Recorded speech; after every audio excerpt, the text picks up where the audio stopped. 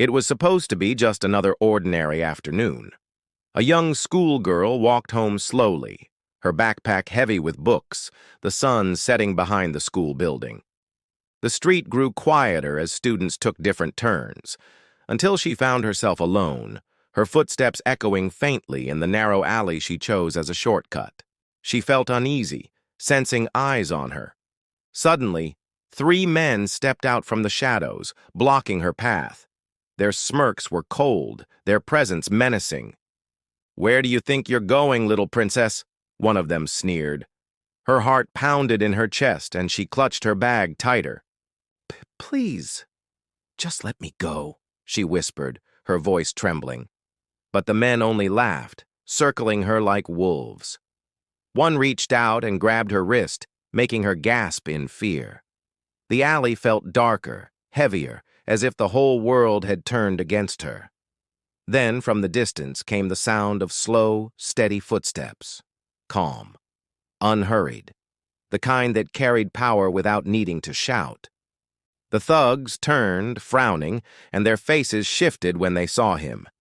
A tall figure approached, dressed in black, eyes sharp, his walk composed like a storm contained in silence. Seagal. He stopped just a few feet away, placing a heavy hand on the shoulder of the man holding the girl. His voice, deep and steady, broke the tension. "Leave her alone."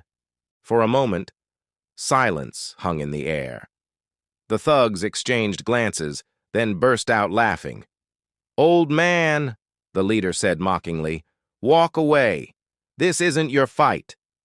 But Seagal's expression never changed. His stillness was more dangerous than their threats.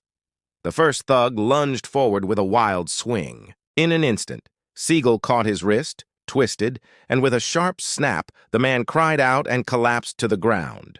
Another pulled a knife and charged, but Seagal intercepted, stripping the blade from his hand and flipping him brutally against the wall. The sound of impact echoed through the alley. The third thug tried his luck, rushing in blindly, but Seagal stepped aside and hurled him down with a thunderous aikido throw. Bodies hit the ground one after another, each movement swift, efficient, and unstoppable. In seconds, the gang lay groaning on the pavement, defeated. The schoolgirl stood frozen, eyes wide with shock, her breath catching in disbelief. Seagal looked down at the last thug still crawling away, then glanced at the girl. His voice remained calm, almost gentle. "You picked the wrong girl." The surviving men scrambled, limping into the shadows, desperate to escape. Silence returned to the alley, broken only by the girl's shaky breathing. She looked at him, tears forming in her eyes. Thank you," she whispered. Seagal gave her a single nod, his gaze steady, reassuring. "You're safe now." And just like that, without waiting for gratitude or recognition, he turned and walked away, his silhouette fading into the evening light.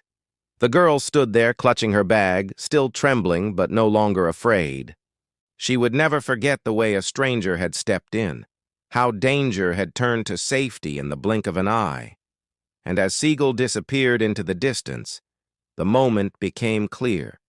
Sometimes heroes appear when you least expect them, and sometimes a legend doesn't need applause, only silence to remind the world what true strength looks like.